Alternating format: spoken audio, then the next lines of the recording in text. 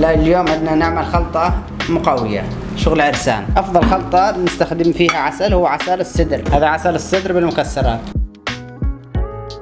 نسبة السكروز فيه لا تتجاوز 1%، وهذا يعطي مؤشر انه عسل جبلي. عندنا هنا غالي اكثر من 15 عشبة من الطبيعة.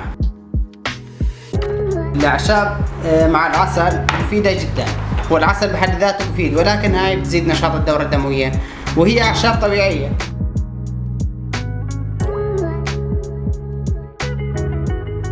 والملكة غني بالأحماض الأمينية، فيه نسبة بروتين عالية حتى ينصح فيه للرياضيين. ترى العسل ما يحتوي على بروتين، لذلك احنا دائما نشربه مع حليب أو نخلط مع غذاء الملكات. فيها أكثر من 15 عشبة من الطبيعة. الخلطة صارت جاهزة ونقدر نجرب. مذاق ولا أروع، صحتين وعافية. استخدم صباح ومساء.